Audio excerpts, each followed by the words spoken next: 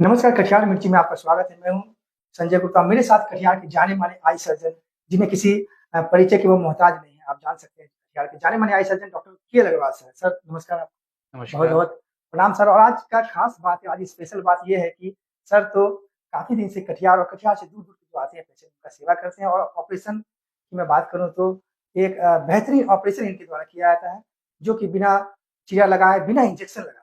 लेकिन आज का खास बात ये है कि आज डॉक्टर साहब ने खुद मेरी माताश्री का, आप देख सकते हैं मेरी माताश्री पार्वती देवी है।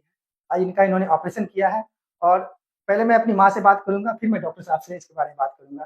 तो माँ, आपका ऑपरेशन कल हुआ है और डॉक्टर साहब ने ऑपरेशन किया, कैसा महसूस हो रहा है? बहुत अच्छा, बहुत अच्छा। बिना सुइया का, बिना चीरा का इतना अच्छा ऑपरेशन किए, करने के बाद इतना अच्छा आँख से दिखाई पड़ता दिखाई पड़ा। है। इससे पहले भी आपका राइट हैंड का ऑपरेशन हुआ था, वो इतना नहीं दिखाई पड़ता था। वो कहाँ पे कराया था वो आपने? नेपाल में कराया। जी, जैसा कि आपने देखा कि ऑलरेडी ये मेरी माताश्री ने 2 साल पहले भी अपने राइट आइज़ का मोतियाबिंद का ही ऑपरेशन कराया था, बट उसका रिज़ल्ट इन्हें अच्छा नहीं लगा। लेकिन कल जो ऑपरेशन हुआ है बहुत अच्छा। और कल महसूस भी नहीं थोड़ा-सा भी हुआ। अच्छा फ़ील कर रही है। हाँ। तो चलिए इस बारे में हम डॉक्टर साहब से बात करेंगे सर। तो सबसे पहले तो बहुत-बहुत धन्यवाद। आपने मेरी थैंक यू, माताश्री का इतना थैंक यू। बढ़िया ऑपरेशन किया। और मैं अपने दर्शकों को भी बता दूँ, एक बार फिर से हमारे साथ मौजूद हैं कटिहार के जाने-माने आई सर्जन डॉक्टर के अग्रवाल सर। सर आप बताएँ थोड़ा-सा किस तरह के मेरी माताश्री का आपने ऑपरेशन किया है, जो कि ये बहुत अच्छा महसूस कर रही है? अ, माताजी को बाएँ आँख में मोतियाबिंद था, जो काफ़ी पक गया था, बिल्कुल, एंड स्टेज था, लगभग फटने वाला था। मैं यूजुअली आपके चैनल के माध्यम से लोगों को एक संदेश देना चाहूँगा, जी, ऑपरेशन के लिए एक सही समय पर आना ज़्यादा ज़रूरी है। उस स्टेज पे ना आएँ जब ऑपरेशन करने में हमें दिक्कत होती है। जो एक मिथ चल रहा है, एक भ्रांति है मार्केट में कि मोतियाबिंद पकने के बाद ही ऑपरेशन कराना चाहिए, ऐसा नहीं है। राइट स्टेज पे ही ऑपरेशन कराना ज़्यादा अच्छा होता है। पहले के ज़माने में जब चीरा वाला ऑपरेशन होता था, तो पकने की ज़रूरत होती थी। आज के टाइम में जब आपकी आँख में दिक्कत हो, जब ऐसा लगे कि मोतियाबिंद है, मशीन से ऑपरेशन होता है। लेंस भी काफ़ी लंबे टाइम का लगता है उसमें। आप कभी भी ऑपरेशन कराएँगे, रिज़ल्ट बहुत अच्छा रहता है उसमें। बिल्कुल इनका सर। जो ऑपरेशन किया गया है, इस ऑपरेशन में हमने टॉपिकल फेकोसर्जरी एमआईसीएस सर्जरी की, फोल्डेबल लेंस लगाया है, जिसमें कोई इंजेक्शन नहीं लगता, कोई चीरा नहीं लगता, कोई पट्टी नहीं लगती। ऑपरेशन के तुरंत बाद मरीज़ देख सकता है और थोड़ी देर बाद घर जा सकता है। ऑपरेशन के बाद बहुत सारा परहेज़ की भी ज़रूरत नहीं है। अभी अपना सारा काम कर सकती हैं, किचन का काम कर सकती हैं, खाने-पीने का जो मर्ज़ी हो वो खा सकती हैं, कोई ज़्यादा परहेज़ की ज़रूरत नहीं है। इसलिए इनका ऑपरेशन काफ़ी अच्छा हुआ है और माताजी हैं जो सामने में देख रही हैं बिल्कुल, ये सब खुद कुछ। बता भी रही है कि इनका जो है अभी सर विज़न जो है काफ़ी क्लियर है। और सबसे बड़ी बात है कि ये मुझे सुबह से ही कई बार बता चुकी है कि मेरा जो पहले ऑपरेशन हुआ था, जो प्रीवियस ऑपरेशन सर्जरी किया हुआ था वो, और इसमें काफ़ी डिफरेंस है।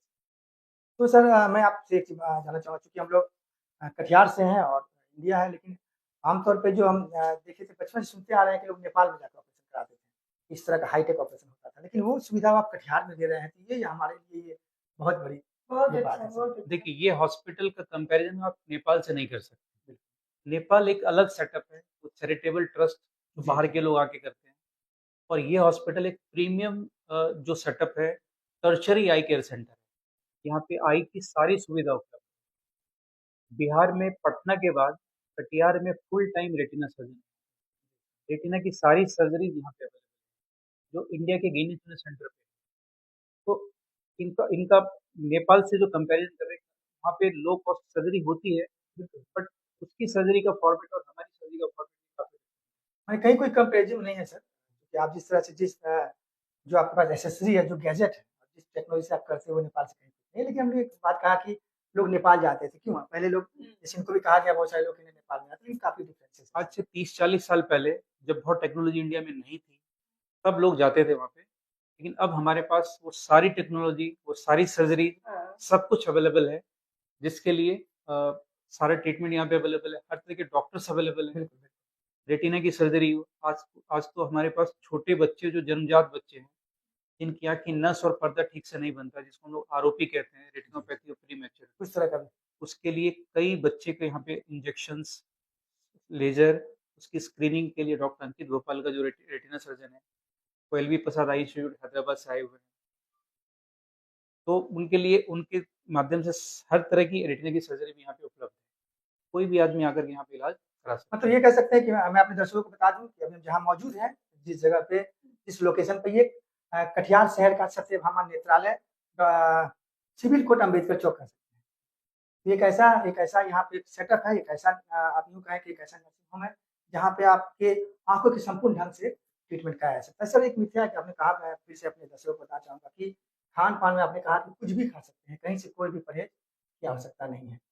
लेकिन सर, एक बात मैं कहना चाहूँगा कि जब आँखों में जब मोतियाबिंद होती है, तो लोगों को एक कुछ किस तरह का मतलब ये सिग्नल, किस तरह का सिग्नल मिलता है कि आँख में मोतियाबिंद होता है? हैं। थोड़ा-सा सबसे दर्शकों सबसे पहला सिम्पटम्स तो उसमें होता है कि आँखों को देखना, मरीज़ को देखने में दिक्कत होती है।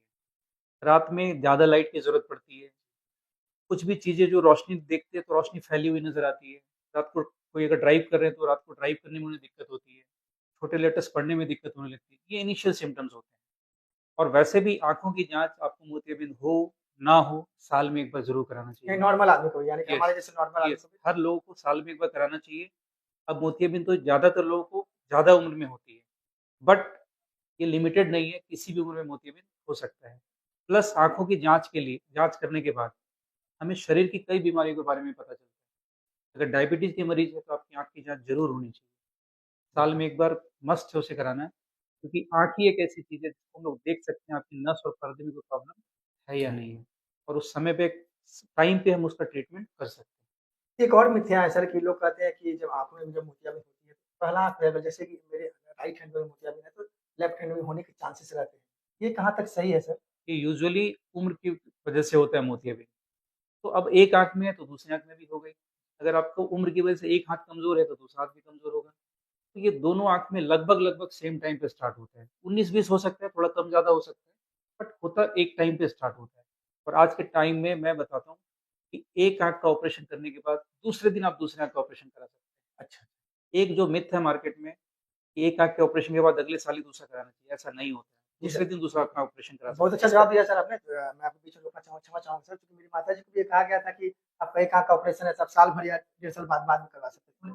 उन्होंने बताया, हाँ, वो तो अलग है, लेकिन ये भी कहा गया था कि आप गैपिंग के बाद करा सकते हैं। आपने कहा कि मैं अपने दर्शकों को बता दूँ कि अगर किसी मरीज़ के अगर एक आँख में मोतियाबिंद है, राइट हैंड में है या लेफ्ट हैंड में है, तो वो दूसरे दिन या तीसरे दिन दूसरे आँखों का ऑपरेशन भी करवा सकता मैं 3-4 मिथ के बारे में बताना चाहूँगा। पहला मिथ है, मोतियाबिंद पक्का और कच्चा करने का कोई कांसेप्ट नहीं है। कभी भी मोतियाबिंद का ऑपरेशन कराया जा सकता है। दूसरा मिथ है गर्मी और जाड़े का। है। ये बहुत बड़ी बात है सर, ये बहुत। किसी भी सीज़न में सेम रिज़ल्ट आता है। हिंदुस्तान का लगभग-लगभग आधे राज्य जो है, साउथ इंडिया जितने भी हैं, सालों भर भीषण गर्मी पड़ती है। वहाँ के लोग सालों भर ऑपरेशन कराते हैं, रिज़ल्ट सेम आता है। हमारे नॉर्थ इंडिया में जाड़ा और गर्मी का कांसेप्ट पुराने ज़माने में जो शिविर लगता था, उसकी वजह से ये कांसेप्ट आया है कि पुराने ज़माने में जब शिविर लगता था, धर्मशाला में लगता था, बिल्कुल, चैरिटेबल श्री तो धर्मशाला में बिजली बत्ती नहीं होती थी। तो कुछ भी बिछा कर के लोग जाड़े में पड़े हुए हैं तो कोई दिक्कत नहीं होती थी। वो जो कांसेप्ट है वो आज तक वो जाड़े-जाड़े का चल रहा है। इसलिए जाड़ा और गर्मी का कोई कांसेप्ट नहीं है। पक्के और कच्चे का कोई कांसेप्ट नहीं है, कभी भी आप ऑपरेशन करा सकते हैं और बहुत ज़्यादा दिक्कत नहीं होती है ऑपरेशन कराने में।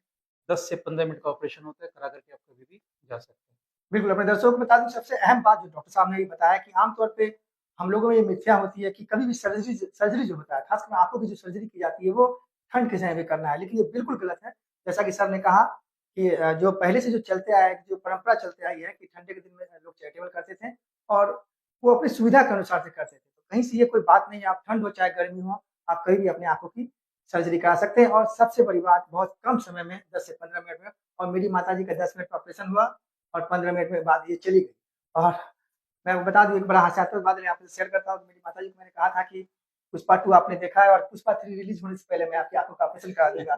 तो तो सर, पुष्पा 2 का मैं हीरो का नाम भूल रहा हूँ, अर्जुन है क्या? सॉरी, क्या, हाँ, अल्लू अर्जुन के बहुत फेवरेट फैन है, क्यों हाँ? तो पुष्पा 3 आराम से देख सकेंगे। एक बार फिर से सर आपका बहुत-बहुत थैंक धन्यवाद। यू, और मैं थैंक आपको यू। बता दूँ दर्शकों कि कभी भी आपको आँखों की कोई भी समस्या हो, तो आप बिल्कुल निसंकोच, निष्पक्ष और आराम से आप आ सकते हैं कटिहार के जाने-माने आई सर्जन डॉक्टर के अग्रवाल।